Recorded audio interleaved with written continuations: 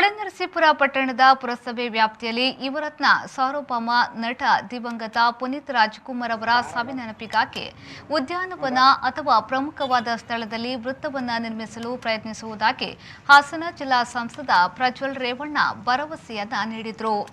ಅವರು ಪಟ್ಟಣದ housing board ಕಾಲೋನಿಯ ವೃತ್ತದಲ್ಲಿ ಶ್ರೀ ಸಿಂಗಮ್ಮ ದೇವಿ ಆಟೋ ಚಾಲಕರ ಸಂಘ ಹಾಗೂ ಹಲವು ಸಂಘ ಸಂಸ್ಥೆಯ ಸಂಯುಕ್ತ ಆಶ್ರಯದಲ್ಲಿ ದಿವಂಗತ ಪುನೀತ್ ರಾಜ್ಕುಮಾರ್ ಅವರ ಪುಣ್ಯ ಸ್ಮರಣೆ ದಿನದ ಅಂಗವಾಗಿ ಅನ್ನ ಸಂತರ್ಪಣೆ ಮತ್ತು ಪೂಜಾ ಕೈಂಕರ್ಯಗಳಲ್ಲಿ ಭಾಗವಹಿಸಿ ಮಾತನಾಡಿದರು.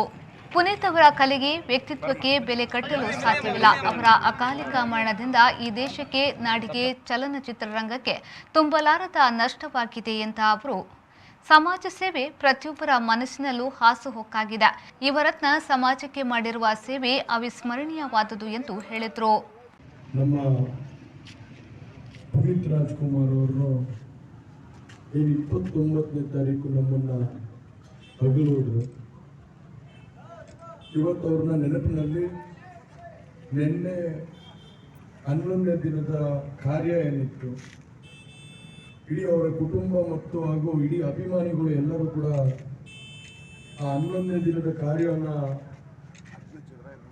ಒಂದು ಅವರ ಆಸೆಯಂತೆ ಎಲ್ಲ ಅಭಿಮಾನಿಗಳಿಗೆ ಊಟನ ಹಾಕುತ್ತಾ ಇವತ್ತು ಎಲ್ಲರೂ ಕೂಡ ಒಂದು ದುಃಖದ ಪರಿಸ್ಥಿತಿಯಲ್ಲಿ, ದುಃಖದ ವಾತಾವರಣದಲ್ಲಿ ಇಡೀ ಕರ್ನಾಟಕನೇ ತಿರುಗಿ ನೋಡೋ ಮಟ್ಟಕ್ಕಾಗಿದೆ. ಯಾಕಂದ್ರೆ ಯಾರೋ ಹೇಳ್ತಾ ಇದ್ರು, ಕನ್ನಡದ ಆಸ್ತಿಗಳವರು ಇವತ್ತು ಕನ್ನಡ ರಾಜ್ಯೋತ್ಸವಕ್ಕಿಂತ ಮುಂಚೆನೆ ಅವ್ರು ಹೋಗಿದ್ದು ನಮ್ಮೆಲ್ಲರಿಗೂ ಇನ್ನ ಅತಿ ಹೆಚ್ಚಿನ ನೋವು. ಯಾಕಂದ್ರೆ ಯಾವುದೇ ಒಂದು ಕನ್ನಡ ರಾಜ್ಯೋತ್ಸವದಲ್ಲಿ ಪ್ರತಿ ಕ್ಷೇತ್ರದಲ್ಲೆಲ್ಲ, ಪ್ರತಿ ಯಾವುದೇ ಗ್ರಾಮದಲ್ಲಿರ್ಬೋದು, ಆರ್ಕೆಸ್ಟ್ರಾ ನಡೆಸಿದಂಥ ಸಂದರ್ಭದಲ್ಲಿ ಪುನೀತ್ ರಾಜ್ಕುಮಾರ್ ಅವರ ಚಿತ್ರದ ಯಾವುದೇ ಒಂದು ಗೀತೆಗಳನ್ನ ಕೇಳೋ ಅಂತ ಒಂದು ಪ್ರತಿಜ್ಞೆ ನಡ್ಕೊಂಡು ಬರ್ತಿತ್ತು. ಇವತ್ತು ಆ ಒಂದು ಪ್ರತಿಜ್ಞೆಯಂತೆ ಅವರ ಹಾಡನ್ನ ಕೇಳೋಂಥ ಪರಿಸ್ಥಿತಿ ಇದ್ರು ಕೂಡ, ಆದರೆ ಅವ್ರನ್ನ ನೆನೆಯುವಂಥ ಪರಿಸ್ಥಿತಿ ಗೊತ್ತಿಲ್ಲ.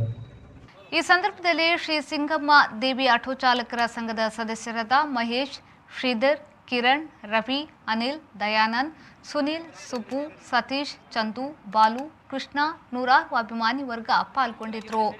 ವಸಂತಯ್ಯ, ವಿ4 ನ್ಯೂಸ್, ಹೊಳೆನರಸೀಪುರ.